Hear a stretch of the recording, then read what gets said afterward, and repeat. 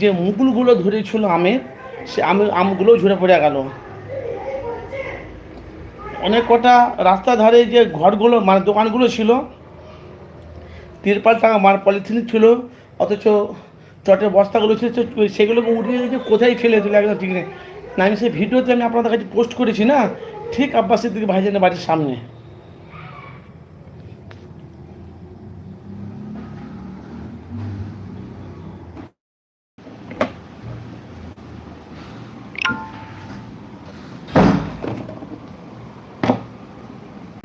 ভাইজান আসসালামু আলাইকুম ওয়া রাহমাতুল্লাহি ওয়া বারাকাতুহু।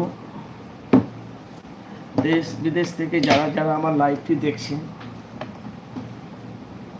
প্রত্যেকটা ভাইকে মুর্শিদাবাদ মিডিয়া চ্যানেলের তরফ থেকে অন্তর থেকে ভালোবাসা শুভেচ্ছা জানাই।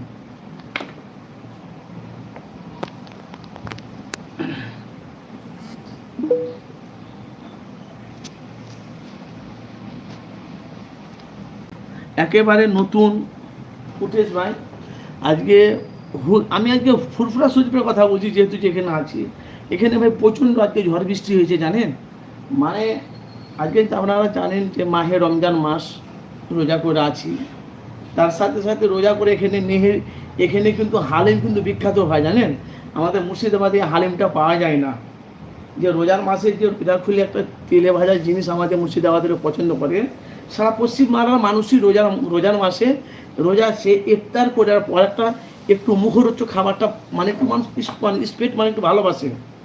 তো আজকে ইফতার করে ফুরফুরা শরীফ তালতলাহাট আব্বাস সিদ্দিকী ভাইজানের বাড়ি ওখানে গেলাম। তো জামা মাঝে দেখছি তো আকাশটা ঘুম করছে। আমি কি বৃষ্টি বৃষ্টি হবে নাকি? ও বাবা, কয়েক সেকেন্ডের মধ্যেই শাক করে হাওয়া বাতাস চলে এলো, বুঝলে, বৃষ্টি এলো। আর অনেক মানে রাস্তার ধারে যে মানে চট দিয়ে যে ঘেরাগুলো ছিল না, কিছু ফলের দোকান ছিল, সে চটপটকে নিয়ে যায় তুলে যায় না, ফেলে দিল একদম। আর আমি ভয় খেয়ে গেলাম যে আসতে পারবো না নাকি, যেহেতু ভাই আমাদের এখানে 6 দিনে 30 পারা কোরআন খতম হয়েছে, তারপরে এখন সুরত আরবি পড়া হচ্ছে, আলহামদুলিল্লাহ একদমই ছাড়িনি ভাইজান। তো ভাইজান প্রচণ্ড ঠিক আব্বাস সিদ্দিকী ভাইজানের বাড়ির সামনে, যেহেতু আমি ওখানে ছিল তো না, তো ওই ঝড়টা হুগলিতে অনেক জায়গাতে হয়েছে। আমাকে অনেক যেন কমেন্ট করছে, বলছে ভাইজান খালি ফুরফুরা তো নয়, এই ঝড়টা অনেক জায়গাতেই হয়েছে। তো ভাই একটু কমেন্ট করবো কোথায় থেকে দেখছো, দেখি কারা কারা আমাকে ভালোবাসে, আমার ফলোয়ার লোক কারা।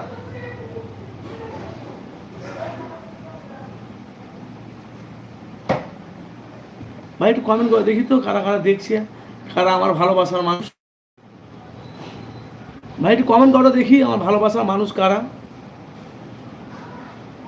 ভাই একটু কমেন্ট করবেন কোথা থেকে দেখছো প্লিজ।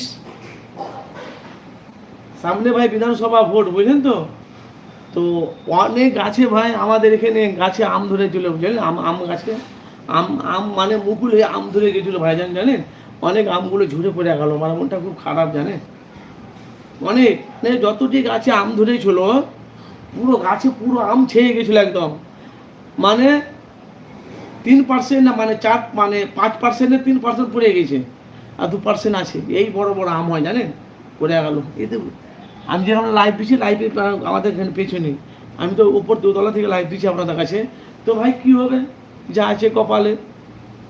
তো সামনে বিধানসভা ভোটে আমার মনে হয় বামফ্রন্ট আইএসএফের সাথে জোট হবে না। একটা ষড়যন্ত্র চলছে ভাইজান জানেন, 26-এ বিধানসভা ভোটে একটা ষড়যন্ত্র চলছে। কেন দেখতে পাচ্ছি পশ্চিমবাংলার আনাচে কানাচে অলি গলিতে সব দিকে, কিন্তু ভাই বাংলার মানুষ নওশাদকে কিন্তু বেশিরভাগ চাইছে, নওশাদকে বেশিরভাগ বাংলার মানুষ চাইছে। আর তোহা সিদ্দিকী এখন তার ভাইপোকে এখন তোহা সিদ্দিকী সাপোর্ট করছে, রাজনীতির দিক দিয়ে নয়,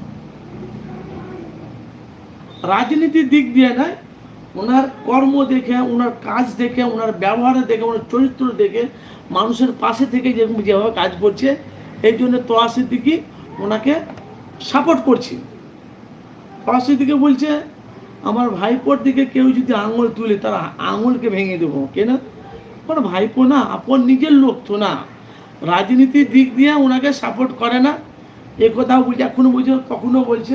এই জন্য আপনাদের কাছে বলছি, যে যেখান থেকে আছে